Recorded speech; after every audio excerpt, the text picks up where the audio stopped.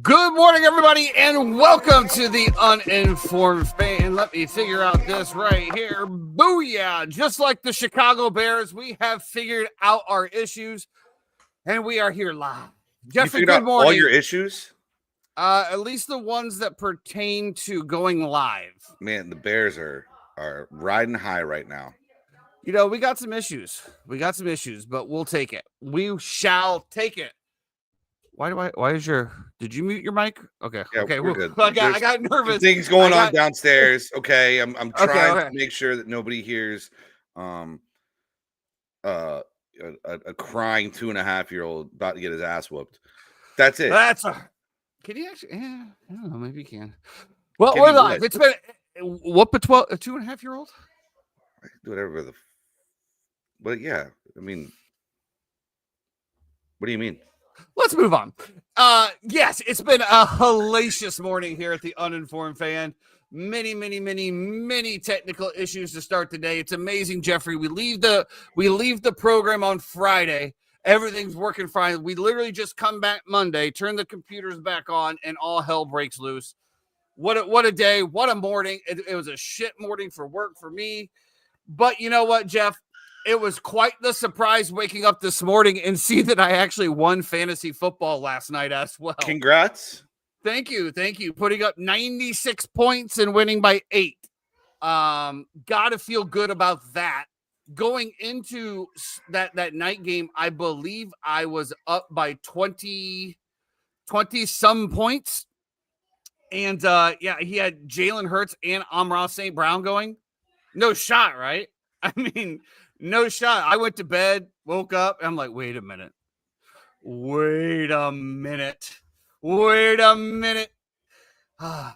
Victory Monday all the way around, Jeff. Sorry for your loss. Yeah, I mean, lots of losses this week. I think I went 0-3 in fantasy. Bucks lost. Magic lost. You know, what are you going to do? You know? Well, you're just going to keep going, Jeff. That's all you can keep doing. Let's get into it. We got a quick show here today. We got a lot of stuff going on. Yeah, you got to get out of here. Stuff going on. Yeah, Let's get into it. So, as we talked about, the Chicago Bears do get it done in Minnesota. Bears 19, Minnesota 17. It was crazy. Obviously, me and Cousin Clay always talk during the games. And I literally said, I'm trying to bring it up here, right here. Where is it at? Don't know where it's at. Oh, right here at 3:23. Here comes the fourth quarter implosion. And right on cue, They run it back, score, blah, blah, blah. You know, as somebody was holding the Bears minus 5.5 plus 350 ticket holder, or 300, I think it was. It was looking juicy all game long, but you always knew the Bears were going to come back and find a way. I'll tell you this. They have to stop. Bro, what do you Hey, Ribby, listen, you came to the right spot, because I don't know if you just heard Tyson talking about his unit size and what he was betting on certain games, but I don't know if you also heard this, but he lost that bet as well too. Yeah, I don't know what you're looking for here. What do you want? Financial advice? You want love advice? What do you want? I get one text from Tyson yesterday before the game started, and he said, "Hey guys, anything we love on the 1 o'clock games? I really love the Chargers today." That is not true. That is not true at all. Nobody responded, and then at about 3:45, the follow-up of FML or whatever you said was just poetic. I said at 11:50 here and commenting, though. We sincerely appreciate that for the algorithm. Make sure helping to give out us the algorithm. Yeah, I said at 11:47 who we hammered for the 1 o'clock games. No response. So 3 minutes later says taking Chargers, don't like much though. Yeah, okay. What's 40,000 rupees? Is that like 10 USD? What's the exchange rate on that exactly? Just out of curiosity. That is curious. But yeah. Anyway, as we convert the rupees to dollars ratio, yeah, it was a shambles of a morning. But anyway, Bears. It's starting off pretty well too. I'll tell you that. Yeah, I mean, let's just keep it going. Bears tried to give away another one. Obviously, some big plays once again. Okay, dude, I'm done. I am done. Back onto it. Luckily, we were going against JJ McCarthy, and JJ McCarthy, his Sam Darnold is. Can we call it that? Sam Darnold isms. Yeah, gives us the game back. Justin Jefferson obviously upset. There was a lot of drop balls in this game, though. I will say that. A lot of drop balls in the game. At the end of the day, we wake up. Guess what, Bears fans? We are the kings of the North for now. For 500. Exchange rate is 88.572. At 88.572. You can literally just go to Google and say how many rupees is US dollars for 40,000. Like you, what are you doing? I mean, I'm there actually. I'm literally on Yahoo right now. But for some reason, it's not letting me type it in. It's not letting me type it in. I don't know, dude. Whatever. I thought 40,000 rupees is $451.43. $451.51. There you go. Yeah, I don't got it, man. I'm really sorry. I definitely don't after this morning. Times are tough over here. What market tanked today? What happened? Nah, I just made bad trades. It's like me making fantasy football decisions at certain points this year. Or, it's like JJ McCarthy stepping back to pass and throw a ball. Just a bad decision all around. I'm sure JJ might be successful in this league at some point. It doesn't seem like he's got it together right now. I will say, I think it was second. Like the one to Addison in the end zone was an incredible play by the DB, by the way. I thought that was a great ball, and I thought the DB made a hell of a play on it. I didn't know. I didn't know about that. Apparently, his coach died. A coach that was on. I don't want to say Hard Knocks. Yeah, he got shot. Yeah. And, that was his coach. That's why he kind of had a moment there at the end, where he was a little emotional. Interesting. Great play by the DB, though. It was to your point, really, JJ had some good throws that were completely dropped. Yeah. And so did FBI, Caleb. If we're going to investigate some people, I need Jordan Addison on the fucking radar, okay? That guy, what was he doing? Big drops. Huge drops. Game-changing drops. Over and over and over again. What was going on out there? It was like the throws that JJ was supposed to make, he missed. The incredible throws that the receivers should have caught, he made, and the receivers dropped them. I feel bad that we banned Ribby. I don't feel bad at all, Jeff. Revu. He can make a new account and come back in. Okay, good. Yeah. And I'm sure over there, I'm sure he has that capabilities. Yeah, I mean, but at the end of the day, boys, after the Monday Night Football or the Sunday Night Football game, Bears sitting in first place. Now, I will say this, Bears fans, check your roll because the Bears have the third hardest schedule the rest of the way out. Yeah, y'all aren't checking your roll though. Like y'all, this is everybody get your roll on time. You guys are the fucking big timers out there, just Well, we doing this. might get one more week because it looks like Aaron Rodgers is going to be hurt, but we'll get into that a little bit. Another gutsy. I'll tell you this, Jeff. Caleb is growing on me. He's growing on me. He can't hit a deep ball worth of shit, but those 5 to 10 yards. But then I will say this. He makes some plays, dude. Makes some great plays, dude. A tremendous athlete.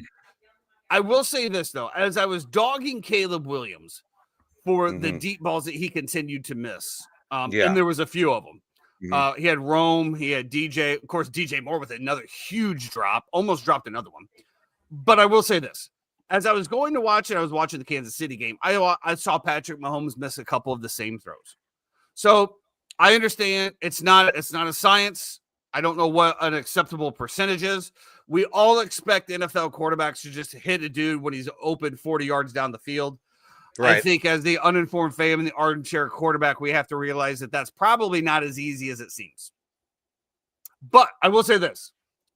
I tell you, I watched Caleb was mic'd up on the last one when he had the game-winning drive. And every time, I don't know if I like this. Now, you tell me this, okay? So they go into the huddle, right? And he's like, we're going to make a play. Do your job. Do your job. He said it every single time. Now, if you're a position player, let me ask you. You think that he's insinuating that people aren't doing their job? That's my question. That's my question. I get it. Like, hey, we're going to go down there. We're going to win the game. And I don't know who the 11 is for the backup of the Bears. I probably should know my depth charts better. I know Tyson Bagent, obviously, but I don't know who that third stringer is. Great first name. Yeah, is it? Who is it, Jeff? No, Tyson Bagent. Oh, we're so unlocked today. It's remarkable that we're even here speaking right now. It is. And, I'm glad that you guys... Oh, it's Case Keenum. Duh. Quarterback whisper. I loved it, dude. Right when Caleb came off on that last one, he comes up to him, he goes, look, dude, the defense is going to get a stop, and you're going to lead us to a game-winning drive. Get ready. Loved all of the stuff that was coming over coaching him. That's what you want to see out there. But let me ask you this question. So when you go into the huddle, right, it's a game-winning drive, and your quarterback's like, all right, let's go. We're going to make some plays. Do your job. And he says that every single huddle. Does that give you motivation, or does it be like, dude, what the fuck? Now, let me also preface this with saying, I think Caleb has proven over the last fourth quarter of all of these games that he's driven that he can do the things that nobody else can. And he will do the things Andy. To win the game. So with that being said, how would you view that, Jeff? I think maybe it's a mixture of both. Maybe I can also be an adult and realize that Caleb's trying to fire himself up as well too, and reiterate that to himself so that he's not trying to do too much in any given moment as well. So I think it's twofold. I think obviously he's saying that to be able to motivate the guys and keep them focused, but also to maybe try to keep himself focused as well too. I agree. Like I said, I think I'm sold, man. I think I'm sold. I'm just sold on a lot of different things. But to your point, his playmaking ability, does he hold the ball too long? Yes, he does. But I think that's just his confidence in not being able to sack. How many times did they have him dead to rights in a sack, and he just spun away? He's a big boy too. We're talking about North American professional football. Spandy 4299. It feels weird saying that name. I don't know why. Algorithms all over the place today. Love it. Love all the new people. We are talking about, North American football. So, but I think we can also say on the other side, JJ is going to take some time. He's a project, dude. I thought he did make some good plays. He made some good throws. I thought the Bears played pretty well, though, as well, too. You can't have the turnovers. So that's the one thing with JJ that I think is the issue right now. Because you can... I definitely started... Go ahead. I started JJ McCarthy in fantasy. I started the Bears defense in DraftKings, and the hope was that they were going to get one pick six. I knew they were going to get a pick, just wasn't going to get a pick 6. But, fun fact, as we move into the Tampa Bay Buccaneers, I also had the Bears and I also had Sean Tucker and still did not win any money. The Bucs headed to the Bucs headed to the tough. Bills 32-44. Thanks, brother. Have a great day, man. Appreciate you, man. God bless. If there's anything else you want to talk about? Anything else? We do anything on your mind, whatever you want to speak political. on, you're having don't political, stop it right now. Don't you political, dare. whatever. But, listen, if you need some lady advice, obviously we're two very good looking dudes who have done very well in our love life for ourselves. We've definitely batted out of our leagues. Definitely. Make sure you hit that thumbs up. Without a doubt. I have 3 kids. Tyson has dogs. We're pretty much the same. Moving into the Bucs game, I thought the Bucs played one of their best games they've played in the past few weeks. They just got absolutely face fucked by Josh Allen. He literally just absolutely was Superman out on that football field, and a glorious man who is obviously very accomplished. That was some of the best football I've seen played by a quarterback. Hats off. Sometimes you got to tip your cap and say congratulations. I think the one thing that does give me cause for alarm, first of all, Atlanta Falcons, I know we'll get into this.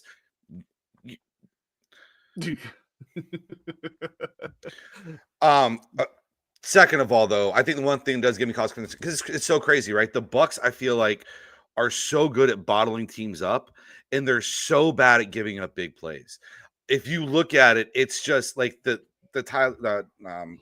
Ty Johnson catches the ball on the sideline and rumbles for 56, right? Josh Allen flicks the little 40-something yarder that ends up getting caught in the end zone by the one kid who went off. And then it's just like you have these huge runs sometimes. The Detroit game is a perfect example. They bottled up Jahmyr Gibbs pretty much the entire game.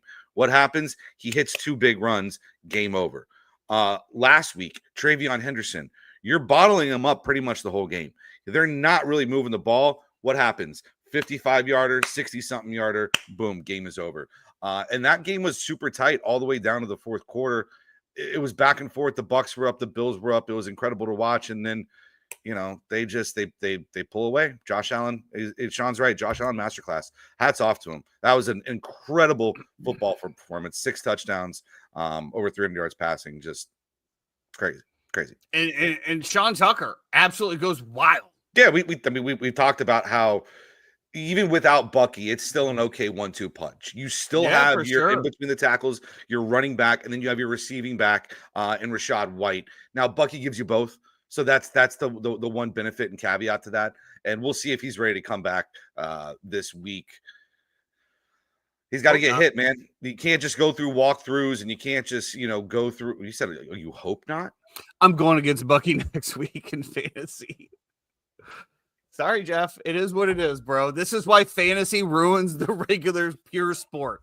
Yeah, I mean, Sean Tucker goes wild. No Bucky, no Godwin. Of course, the Bucs also listening to Jeffrey on the Friday's podcast saying they need to get Baker's legs more involved. We saw Baker scrambling all around. Yeah. Did you take the over on his rushing yards for that prop? No. Keon Coleman. No. Also not playing for the Bills. $1 million fucking lottery tickets in that none of them had. Yeah. Keon Coleman kind of a sad thing.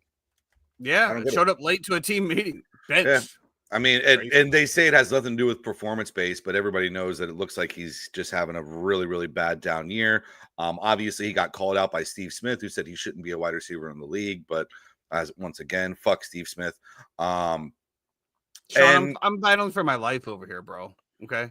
I'm battling for my life. Yeah. He's battling for the honeypot. We're not rooting for him for the honeypot. We're not feeling sorry for him about fucking anything. Okay. I'm not even close to the honeypot. I'm 1 game under 500. All you have to do is get in the playoffs. Well, that's a great point. So for whatever reason, ESPN's app is not updating on the actual standings. Good. I hope it deletes last week, honestly. Yeah. What's up, Goofy Man? Hello. Goofy Man. Hello. 1, 2, 3, 4, 2. I'm actually tied with Sonny for the final playoff spot. I wonder if you have an original account that was 1, 2, 3, 4, 1, and then you changed it to 1, 2, 3, 4, 2. I'm just curious. Yeah, Anyway, Mark's team's pretty crazy being the honeypot as well. Pretty crazy. Yeah. Commanders Dolphins kicked us Great. off in Madrid. What a snooze fest of the game. I cannot believe I let Jeffrey talk me putting my hard-earned money into the Dolphins, but it did pay off. What do you mean? We started off with a winner. Like, how often do we take this early game and we never get a winner? We got a winner. We started off with it. We start off with a green check mark, my friend. And that was the last one of the day. That was the last one that we had the entire day. Goofy man, we're just here talking about some sports, buddy. We're talking about a little bit of sports action right now. Unless NFL there's something you want to talk about, Goofy man. I don't know if we really have time for that today, but we most Pretty certainly versed in will look Goofy, at the though. topic. Go ahead, Yeah. please. And then, so that game sucked. Devon Achane is absolutely incredible. That dude, there was multiple runs where he just got like led off to the right a little bit. And he's like 5-6 yards in the backfield, and he hits one little burst and just sprints ahead, ends up picking up 7 or 8 yards. So I don't know. I thought Achane was incredible. I thought he was crazy. He was really, really good. Yeah, Dolphins looking good. Well, not really looking good. But defense okay as well too. some pretty questionable plays because I remember you saying that, so I was like really honed in on the defense. Yeah, and I will say this. I did mention this in our group chat. It's very rare that you watch an NFL game or a football game for that matter, and you feel like both coaches on each side should be fired at the end of the game. And that was the case here. It just felt also like kind of crazy that Dan Quinn felt the need to take over play calling duties again. And and we're going to get another coach on that. Yeah. You already alluded to the Panthers-Falcons. Panthers 30, Falcons 27. Panthers sweep the Falcons. Bryce Young goes off for 448 yards, 3 touchdowns. Tetris, 8 catches, 130, and 2 touches sitting on Buff's bench. Yeah. Buff, it didn't matter. I have 70 Thanks, points Goofy. Right, I appreciate it, bro. Make sure you hit that thumbs up button as well. Appreciate 70 points I have in fantasy football right now. Is the number 2 seed in our league before this week started. And that's with Bijan Robinson scoring 34, something like that. So, between the rest of everybody, I barely have 40 points. What a game. Crazy. Crazy. Bryce Young gets hurt, leaves the game.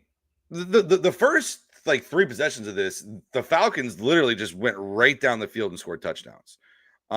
Bryce Young leaves the game, goes out, comes back. Bijan even decides at the very end of the half that he's going to scamper from there 30 out of nowhere. And I just don't know what happened in the second half. It just kind of fell apart. Penix goes down. Bryce Young comes back. Ball gets thrown all over the field. Bijan and Tyler are not running the ball anymore. Kirk Cousins looks like he's old because he is. I didn't see Drake London had this. Drake London went out as well. Oh, Penix is out for the year. It looks like it, yeah. If you could have just done one thing correctly over here, Atlanta, and that's to beat Carolina, because I'm over here getting my dick kicked in by Josh Allen, and I got to watch you just absolutely shit the bed. Terrible. Drake London definitely out for next game as well. Penix possibly for the year. Another barn burner of a game. The Houston Texans go into the Tennessee Titans, which people had some balls to take the Texans in this one in Survivor. What a barn burner here. At the end of the day, Davis Mills comes back, gets it done. It doesn't look like CJ Stroud is going to be ready to go. They have a Thursday game this week. So it looks like it's going to be Davis Mills again for the Texas. Against the Buffalo Bills. Yeah. Probably not ideal for your playoff hopes. No, you're not, Goofy. You are not. Right now there are 2,500 people in the house throughout all platforms. Just maybe the platform that you're on, and it doesn't update. Let's move it on, Jeffrey, because that game has nothing to talk about. And I will say this, Jeff. I did. Chad, nice and the meow money. Congrats on that, for sure. I did take the Packers in Survivor, and I did Great go pick. through it. Now, this was the first Packers game that I've watched from start to completion with attentiveness. And let me tell you, the Packers are not an elite team. Now, think about what I just said there. Did I say good? No. Did I say elite? Yes. They are not an elite team. Jordan Love actually played decent. His receivers could not catch a cold. They were absolutely garbage. And that line could not get to Jameis Winston at all. I saw an offensive guy bounce off of Micah Parsons, and Micah Parsons goes back and looks at the other guy. That team is in shambles, Jeffrey. Shambles. They have no identity. It looks like they lost Josh Jacobs for quite a while. Shambles. Shambles, shambles, shambles. They are absolute frauds. I've been saying it all year long that they, from the eye test, they had too much Riz, too much Jizz. They crowned them when they got Micah Parsons. I'll tell you, the Giants ran the ball great against Micah Parsons. Maybe Jerry Jones wasn't just so crazy after all. To me, Packers, I can't. It was just a bad day for me, man. It was a bad day. The Bears were going up and down, and I'm over here rooting for the Packers. It was shambles all day long. But at the end of the day, we got it through. I knew I wasn't going to use Green Bay the rest of the way. There it is. I might fade them on the way out. Yeah, I mean, I agree. I thought Wilson looked explosive though in the backfield, so I think they'll be okay with not having Josh Jacobs. He looked like a 3-down back, so I mean, if you're out there fantasy, he's definitely somebody who you have to target. I thought it was actually really interesting. You're right. Also, why do all the Packers wide receivers wear the Guardian caps on the top of their head? It makes them look like they're on like the Nickelodeon version, like running up the field with like the big head bobblehead things. It's really wild as well. Was it the Jetsons that had the alien with the big helmet? You know, though, here's the thing is that with all that being said, and with how bad the Packers have been the past 6 or 7 weeks, they're what, second in the division? They are.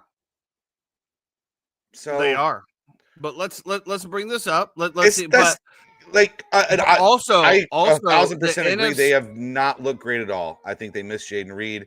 I think they definitely missed Tucker Kraft. I think Christian Watson's got to get a little bit more work here.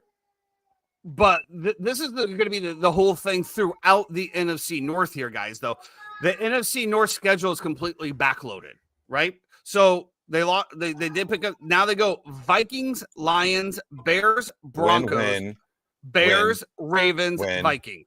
Win. Yeah, they'll win out. You're such a troll. Dude. You are such a troll. I was listening to Herm Edwards because the Bears' schedule is not much obviously easier on the way out, and Herm's just pretty much you got to win 3. There's 6. You just got to win 3 games. You got to get to 10 wins. The Bears just need to win 3. You got to get to 10 wins, and 10 wins will get you in the playoffs. We shall see. But again, the Packers to me are just overrated. Can they turn it around? Absolutely. But I also want to end it on this. Do not compare Micah Parsons to Myles Garrett ever again. Do not tell me he is the best player on the planet when it comes to defensive, because I watched Myles Garrett also yesterday, and that man is an absolute wrecking force. Stop it. Let's move it on, Jeff. Bengals, Steelers. Steelers get the win, but lose Rodgers with a broken left wrist. Jamar Chase happens to spit on Jalen Ramsey. Yeah. Implosion is respect for Jamar on that. You know, I've never seen that side of Jamar. You don't spit on another man, bro. Like, no. Put hands on somebody, sure. And then you deny words, whatever. Then you deny spitting on him when there's clear video evidence. All right, we watched you spit on him.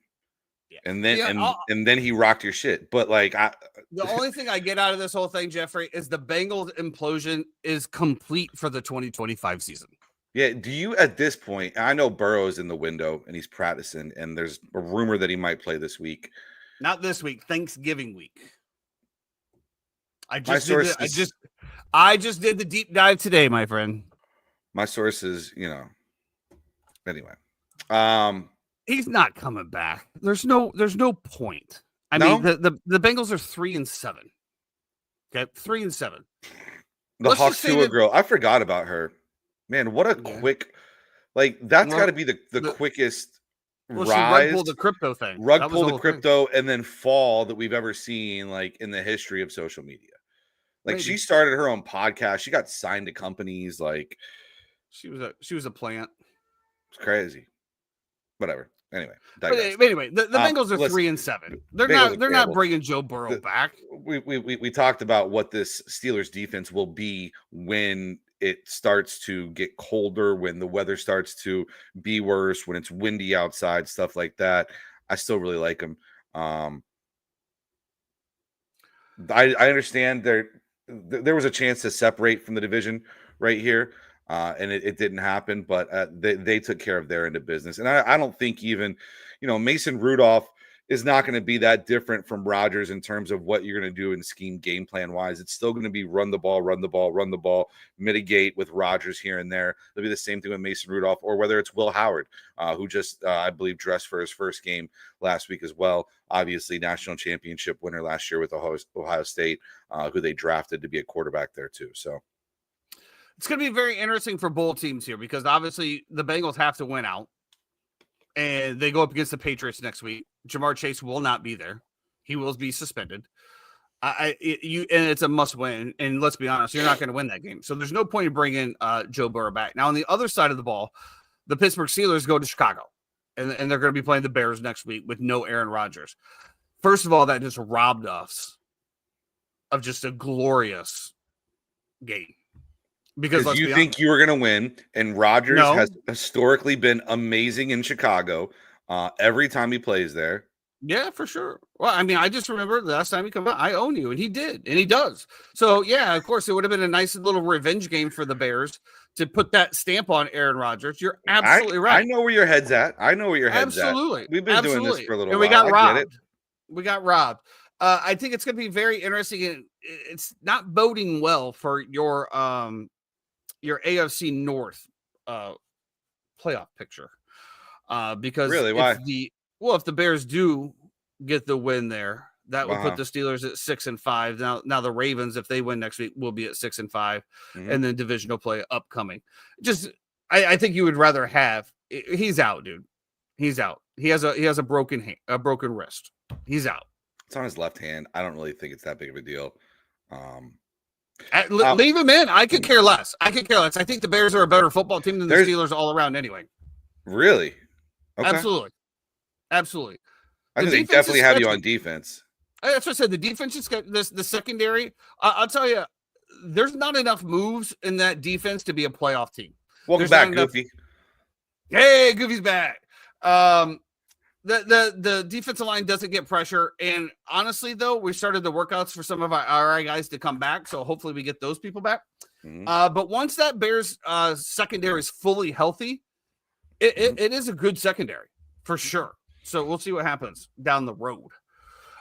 We had this at, let's see here. Seahawks Rams. We had this as billed as one of the games of the week. Sam Darnold, Jeffrey, your boy, 4 interceptions in this one and still had a chance to win the game. Insane. And the fact that also the Rams just jumped on them as soon as this game started was, the fact that this game came down to the field goal at the very end was just wild to me.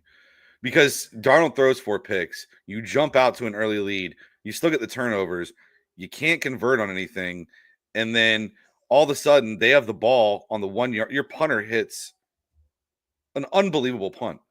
Punt of the century is what I believe Rex Ryan called it. The inch. And somehow Sam is able to still come down and get his field goal kicker the same field goal that he had already made earlier in the game. And he made a 61-yarder earlier? Yeah. And it just goes wide right. And it's like, I don't know how.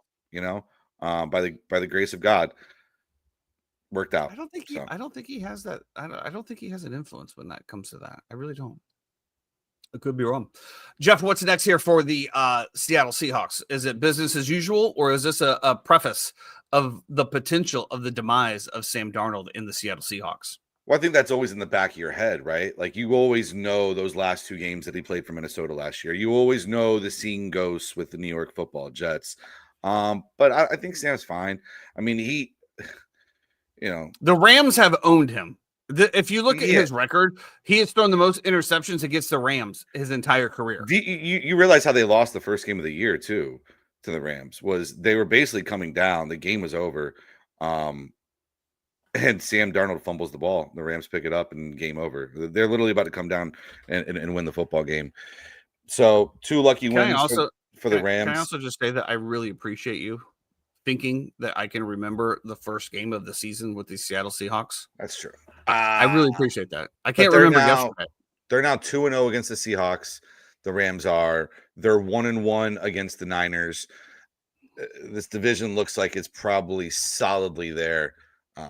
So, yeah, great call by us. Yeah. Yeah. And I don't know what this one, Jeff, where we were at on this one, but the 49ers would in Arizona just demolished the Cardinals. No Harrison Jr., but Jacoby still goes off for 450 and 2 tutties. Why did we not hammer the Niners here? -2.5, I believe the game was. Yeah, I know we talked about it. It just didn't. What were we thinking? It was Brock Purdy coming back. You don't know how it's going to react. There's a lot of things. Still the Cardinals. The fact of the matter. That was a missed one by us. Yeah, I'll wear that. Okay.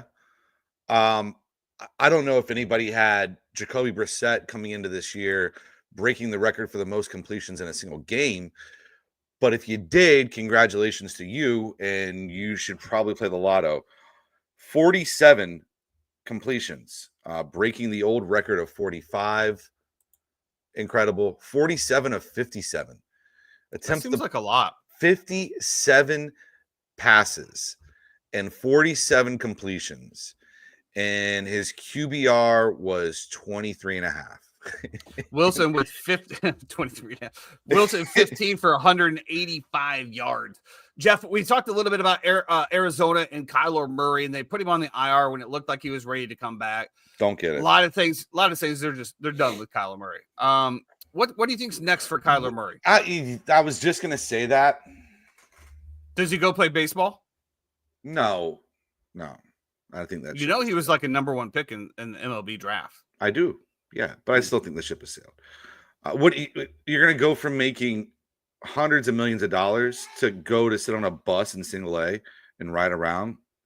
I get that. I don't see that shit happening. I can see him landing. But there's also the same. Well, Michael Jordan did it. I mean, there's also that feeling Michael of Jordan was to being be accomplished. Punished. Michael Jordan did that because he was being punished. Let's be honest. Kyler will be starting for the Browns. You know what's wild though is I did see that was a potential landing spot. No, like I think Las Vegas is real. I think that's a real spot for Kyler Murray. Honestly, I wouldn't mind him there. Where are you going if you're the Raiders? Where are you going for quarterback? The draft. Who? Who do you want in the draft? I don't think there's a lot out there. I would take Kyler Murray in a different situation, different scenario out of Arizona. Too much money though. You got Tom Brady, bro. You got deep pockets. You're good. It doesn't matter when it comes to the cap. They're fine. I mean, who are they paying? He is at 46 point. Who are the Las Vegas Raiders paying? Besides Max Crosby, Brock Bowers is going to be coming up. Brock Bowers is a rookie. This is his second year, is it not? Yeah. Right. So it's going to be coming up in a year or two. You're going to want to get that in before year 4. I would agree with you on the Vikings. That would be a fun little situation for him with Addison and Hawkinson and the weapons that they have and JJ. But I think no shot. O'Connell is just so stubborn that he's just going to keep on riding with JJ or bust. At least that is like he is JJ McCarthy. He's get him fired. Yeah, he's so tied to JJ McCarthy that like you made the Sam Darnold decision. You drafted JJ higher than anybody else thought he should have been drafted. You have committed to this kid. This is yours. And right to the unemployment line, my friend. Well, he won't be unemployed. He'll get a settlement and he'll be an analyst somewhere and then an OC and it'll be fine. I mean, he's still a quarterback whisperer, right? Like Carson Wentz was still good at certain times this year. It's absolutely ridiculous how good he is. So, well, we already preluded a little bit to the Browns and some of the moves that they can make. The Ravens did head to Cleveland and beat the Browns 23-16. The Browns do cover the 7.5. I came out of this with 2 things. One, the Ravens are not good. And every improvement that we think that they're going to make from week to week just gets shoved back in the face. Now, I will also give a little bit of pause here that they are going against probably the best defense in the NFL and still hung up 23 points on them.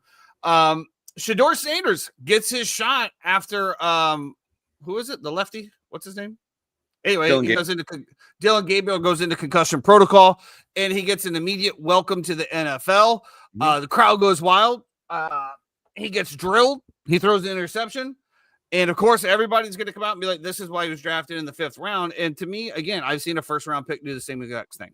So let's pump the brakes here on everything. I don't understand the hate for him. I understand that the people don't like the swag and the way he carries himself. I didn't really like the after game things where he just kind of sat on the bench and sulked. Where Lamar was looking for him and the other coaches were looking for him. Just hey, good game, whatever, congratulations, whatever. Give him a pep talk. Didn't want anything, and then he also didn't go into the locker room with his teammates. Now I get it, and he comes up to the podium afterwards and says, I don't like losing. This is on me. I don't when I'm involved. I get all of that, and that's what you want to hear. But to me, it just seems like the team is not bought into him. I don't know what the deal is, whether it's just the office, whether anything, but you got to remember, they also traded up to get him. I don't understand what's happening in Cleveland. I don't think anybody's ever understood what happened in Cleveland when it comes to their quarterback situations. They also mentioned a lot of times that this is the offensive line's first time that they've ever heard his cadence. That's not going to bode well for anybody. We'll see. We'll see what happens. It looks like Gabriel is going to be out this week with the concussion protocol. So we'll see if he gets some first team reps and we see the improvement. I mean, the kid's got talent. We know that. And I'm always the biggest proponent of you need to give kids time in the NFL. You can't expect them to come in week 1, year 1, and just start lighting up. It's few and far between, and very few and far between. Even further is sustainability if they do it first year. We saw C.J. Stroud. I don't even know if we talk about Trevor Lawrence. Jaden Daniels regressed a little bit. But yeah, I mean, the Browns are going to brown at the end of the day. I do love that we just skipped over the Jacksonville Chargers game as well too. It's pretty funny. One quick little bow to put on this thing. I don't even have it on the outline. You just instantly block that out of your entire mind, which is just very. I know we don't need to. It's very apropos. Just to finish this thought process on the Vikings and Kevin O'Connell and Chad mentioning that the Cardinals did the same thing where they drafted Josh Rosen and then they immediately turned and drafted Kyler Murray. That is true, but the difference is it was a regime change, right? So when Rosen got drafted, there was a different regime there as opposed to when Kingsbury came in and said, I want Kyler Murray in my offense as my quarterback. So that was just the disconnect there. I do think that Kevin O'Connell is just going to lean into this and stick with JJ as long as he possibly can. The Shedeur stuff, I think you're being a little harsh on him. I think this is a absolute thing about Kevin Stefanski, and I don't think Stefanski had Shedeur ready to play. I thought he was absolutely unprepared, and that's a problem. And I think also, for whatever you want to say about Shedeur, you don't really hear his teammates say anything negative about him ever. You don't hear anything in terms of like it being a locker room problem. When they asked him after the game, how it felt, he said that it's been tough because Dylan Gabriel is the starter in Cleveland. And having the fans try to call for him is unfair to Dylan, and the entire fan base needs to step behind Dylan and support him as the starter because he is still the backup. I thought those were kind words. I thought those were words that didn't necessarily need to be spoken, but they were. And I think it shows good leadership as well, too. So props to Shedeur. How am I being hard on him? I just think you're being a little bit tough on him. In what form? Well, I think that you said that he sulked on the sideline. He didn't walk into the locker room with his teammates. You're insinuating something about him not being a good teammate through his body language on the sideline. I said for whatever reason, it just doesn't seem like the you can say for whatever reason, but you're also saying that he's not a good teammate by saying absolutely not. Absolutely not. As a matter of fact, I just said stop shitting on the kid previously. Like, I think he's done everything right. I think he's handled everything appropriately. I really do. I think that he gets undue shit on by this organization for whatever reason. Just like I said, you drafted up to get him. Yeah, that's what I'm saying. This is a Stefanski thing. I think Stefanski has like bucked this in terms of I don't want this kid. I have my own plan. I'm smarter than you are. Yada yada yada.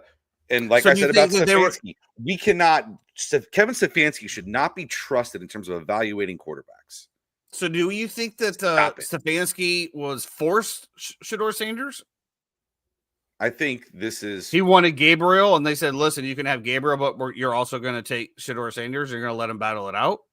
I think Shedeur was a pity pick, yes, and a pick that wasn't wanted by Stefanski because he didn't want this dynamic right now that they have, and I think it Which happened does anyway. make sense.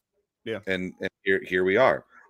Also, right? So like we talked about, they start with all these quarterbacks on the roster, right? Obviously, Deshaun Watson goes down. Obviously, Joe Flacco. You trade Joe Flacco. You trade Kenny Pickett as well to create room in this quarterback room for not only the guy that Stefanski wanted, but also the guy that you went ahead and took in later on in the draft. So I just think there's a big disconnect there in Cleveland. I think this will be Stefanski's last year, personally. Also, a couple at different the end things. of the day, they are ruining a generational defense, wasting it. Myles Garrett and Jim Schwartz as DC as well too. Incredible. They're so good. 4 sacks this game. Baltimore is also not good. I like I've said, like if they were getting by Cleveland. They just look like a team that's waiting to put it together still. They were and that's down what we're by all 2 expecting. scores. And you put the Browns up 2 scores, you're like, oh, this should be a win. Yeah, I guess with the defense, you're like, okay, how are they gonna catch up? Well, the first thing I would say is a pick six. Well, yeah, but if you're the Browns, you should be able to just hand the ball off to Junkins and run the clock. I mean, like you run the clock, like keep your defense off the field, keep away, and win the game. But I guess we always say defense doesn't prevent anything ever as well. One of my pet peeves. Bears showed that again. I don't think Baltimore's a good football team, but I can see why they still have them favored to win the division. So, when you're only a game behind the Steelers, and everybody still is expecting Baltimore to look like they used to, and that's what everybody's waiting. We haven't seen it. We haven't seen it. Just like we haven't seen it with Kansas City. Just like we haven't seen it with Buffalo. I mean, like Josh was great, but their defense is still trash. They still cannot stop the run. Well, you mentioned get great pressure. You mentioned Patrick Mahomes. Well, he did go into Denver and hangs the L, 19-22. Kelsey, nice resurgence today. Mahomes did look definitely shaky. Had a really bad interception down there in field goal range. Terrible. Goofy, who's your football team? Let us know. I don't think this is so much about the Broncos. I know everybody's like, the defense is good. Okay, they lead the league, and I do believe sacks and pressures and sacks. And Bo Nix has, I guess, sparks. This, that, and the other. I mean, I guess there's sometimes that he does look good, and then sometimes he does look bad. I think they're just giving the head coach, Sean Payton, a little too much credit here, a little too much juju, and that's why I think we rank the Broncos so high. But at the end of the day, they're 8-2, so it's hard to go against it, I guess. I mean, I don't know. I know that you're waiting for the epic fall of the Broncos. God, I can't wait. Yeah, I don't know. And listen, they're winning games without Surtain, without their best pass rusher too. So. And they're beating Kansas City on Kansas City's desperate. The problem is, like, you can look at this box score, and first of all, without J.K. Dobbins, the Denver Broncos are in trouble. R.J. Harvey is not a between the tackles runner. It seems to be more of a gadget player this year. I get that Bo, definitely disperse it around to a bunch of different guys. We're talking 1, 2, 3, 4, 5, 6, 7, 8, 9 different players caught balls. But if I'm looking at this box score, the number one thing that jumps out at me is the Kansas City rushing attack. You had 14 carries total the entire game. One of those was a tush push by Patrick Mahomes. Kareem Hunt had 13 carries. You had a chance at the trade deadline to go get a Breece Hall, go get a running back, somebody that's going to help out that backfield. You decided not to. This is squarely on the GM, in my opinion. And yeah, they just weren't good enough in high leverage spots and situations. And we're so used to not. Hey, Goofy, thank you so much for being here. Have a great one. We're so used to seeing Patrick just always get it done.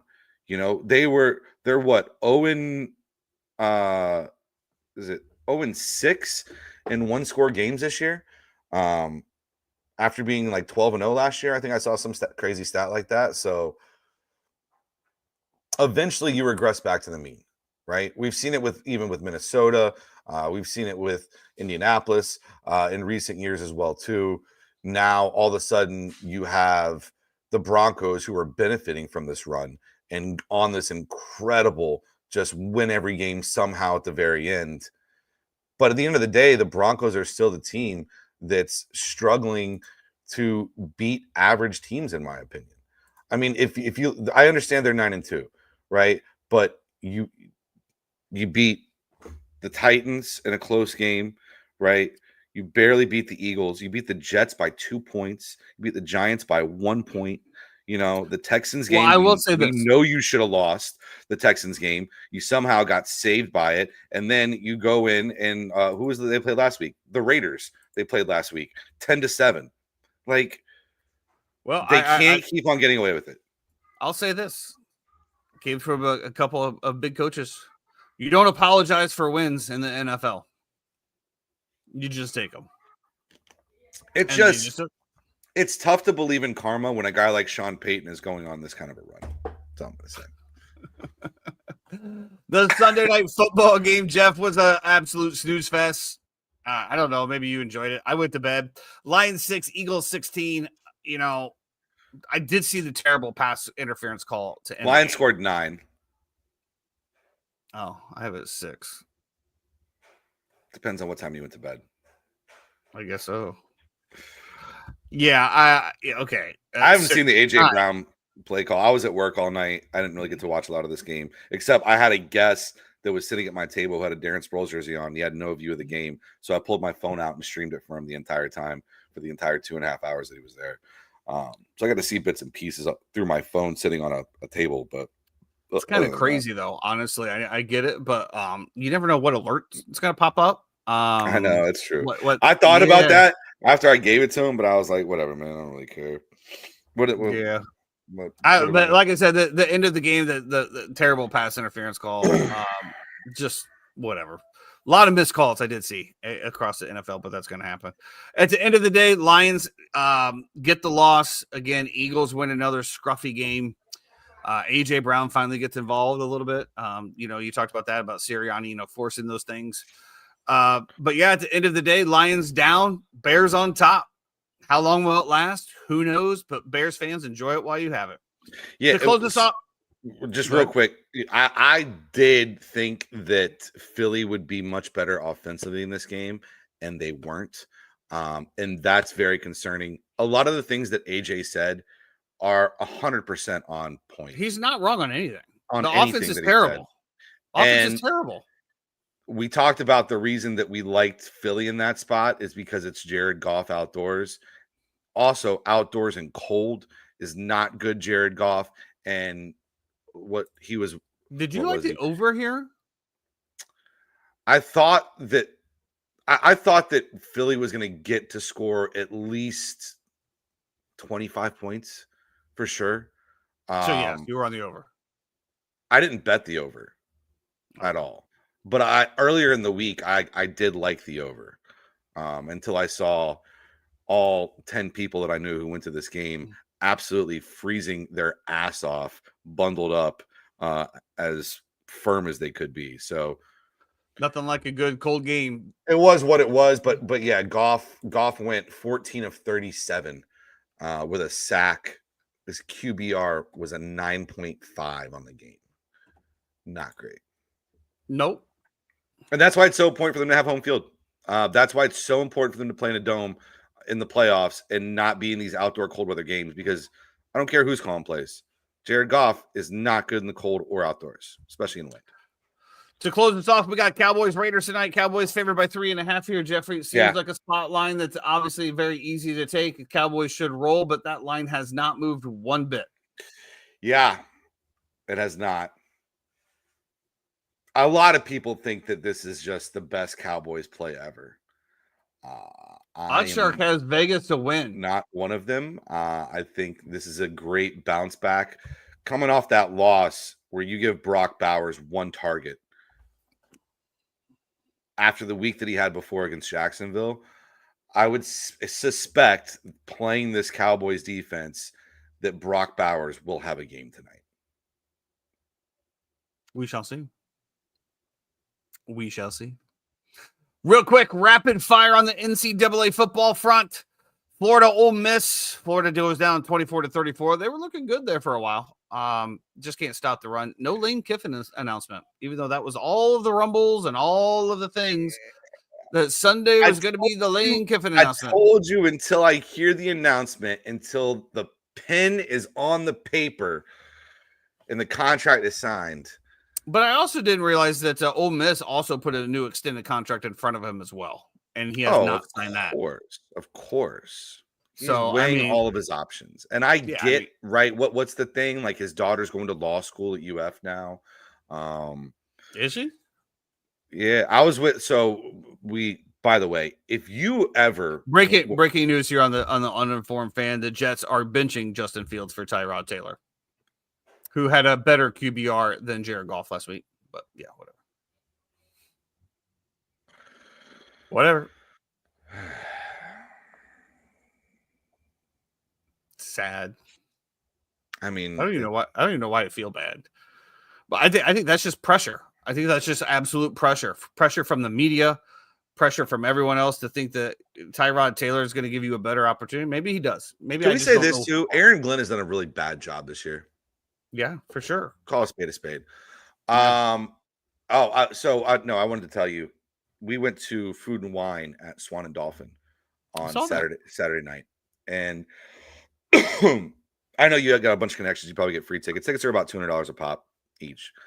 I will tell you this: we got blessed by somebody, so we did not have to come up with that out of pocket. But if I would have came up with it out of pocket, I think it is worth it tenfold.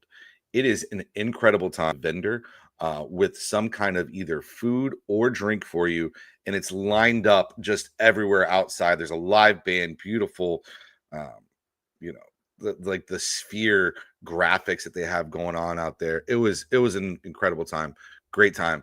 Highly recommend it. You and B would absolutely love it, by the way, too. So if you get a chance, try to slide. I didn't know they did their own thing. They do it. It's like one weekend. It's on a Friday and Saturday, and it's obviously they make money off the patrons who come, but it's also for them to showcase their place to their large corporate clients as well too, in different things that they have. So like they had a champagne room full of champagne and accoutrements and different stuff like that. And then they also had like a espresso martini cart. Nice stuff everywhere. It was really, really cool. Nice. Florida State played this week. I didn't find them on the 34-14. Yeah, it's tough. What's funny is that this is how poverty the ACC is that DirecTV no longer carries the ACC network. Yeah. Well, I mean, why would you? It's not like you're watching any must-see TV over there. I'll tell you some must-see TV that did happen this week. Jeffrey, South Carolina at Texas A&M. I give you your flowers about UF was in the game. They actually, I never even gave you a chance to comment on the game. You went straight into Food and Wine. You didn't, but I was transitioning there because we went to Food and Wine to people who are really diehard Gator fans. And so we were able to kind of have it up. And then after we went to Kitty's to watch into the game as well, too. And Florida plays hard. I'm not looking forward to this game in a couple of weeks. I think it's going to be tough, to say the least. This is also the first time that Lane Kiffin has ever beaten Florida. Yeah. Kind of crazy. I did mention South Carolina, Texas A&M. Texas A&M down 30-3 at half. Incredible. Come back and pull the upset 30-31-30. I'll tell you, I was very upset, Jeffrey. I don't remember what I was doing, but I was jumping in the shower, jump out. I see that I was watching the game, and I saw Texas A&M go down and score, and it was 30-10, and they were plus 350 on the money line. So I'm like, you know what? I'm hammering this. So I go to log on, can't log on because of my VPN. Go pause the VPN, go back in, try to place the bet. Then it says that I'm logged out of my account. By the time that I got back logged in, Jeffrey, they already had the ball and scored again. I put out, they were down 30-3, and I go, boys, we're about to hammer this A&M line. And I look, and it was plus 600. And I was like, yeah, what? What's never happened? It's the largest comeback in SEC history. I'm like, they're down by 4 scores at half, and you're giving me plus 600 on the money line? How is that even possible? So I just ended up passing on it because I was like, fuck you, Hard Rock. Yeah, like y'all are whack. Man, Nick Harbor catches that touchdown. to put them up. And then did you see the moment with the cop in the tunnel? Yeah. Of course, that's all anyone is talking about. Well, I mean, it was a really bad look by the cop too. Dumb. Stupid. Like, you see 4 players walking through there. What makes you think that you should walk in between them, shoulder check one of them, and then turn around and yell at them? Like, it's not like they're going into stop perpetuating the stereotype to a fucking T, dude. Like, ridiculous. Stupid. So yeah, I thought that was really bad. But I mean, Texas A&M, there was a point where we're like, are they going to cover? Like, are they really going to cover? Lenora Sellers will look great in as a Miami Hurricane next year, I'm sure. They're going to throw him a bag to come in and play QB. So, well, let's rapid fire here. The rest, Jeffrey, I got to run here pretty quick. Oklahoma gets it done in Alabama, 23-21. Some serious playoff implications there. To me, this puts Oklahoma in, and Alabama still gets in as well here. Okay. It'll set up some interesting matchups here. Like, what happens at the SEC championship game? Alabama's got to roll into Auburn. And that's always going to be kind of a weird one as well, too, because you're playing. I'm just saying, as it sits now, that's all I'm saying. Yeah. As it sits now, neither team can afford another loss. A 3-loss SEC team is going to be very tough, which that will be Texas, who loses to Georgia 10-35. You absolutely called this one, said it was going to be boat race. I think this will knock Texas out regardless, just simply for the way you might have had a case for it if it was 35-32 on a last-second field goal. But when you lose by 25 points and you now have 3 SEC losses, with one of them being to Florida, that's going to pretty much do your playoffs in. Mm-hmm. Agreed. And last one, Notre Dame did go into Pitt and made a statement, 37-15. They will be in the playoffs. Sure. I mean, they look like a great team. So, regardless of their schedule or whatever I have to say about them, they still look like a good team, and I guess they deserve to be in there. It'd be interesting if Miami wins out. I would love to see I would still like to see the play-in game. Give me a Texas Notre Dame for the last spot. Like I said, you kind of get that when you have conference championships. The problem is that, well, if they're in the same conference, the problem is that Notre Dame doesn't play in a conference. Yeah, Notre Dame. Did you see their next year's schedule, by the way? Who, Notre Dame? Yeah. No, I mean, we just got bumped off their schedule. It's even worse. I mean, this is egregious, Jeff. Wisconsin, Rice, Michigan State. Oh, this isn't the full one. Where's the full one? 2026. There it is. Wisconsin, Rice, Michigan State, Purdue, North Carolina, Navy, Miami, SMU, Boston College, Stanford, Syracuse, and USC. Yeah, we were on there too, but we got removed because this shit's got to stop. We got to play 9 ACC games now when you're in the conference. So, yeah. Anything to wrap us up with, Jeffrey? We appreciate everyone sticking around through the technical difficulties, all of the fun stuff that it takes to get this wonderful program to you guys. Nah, we'll see. I don't know.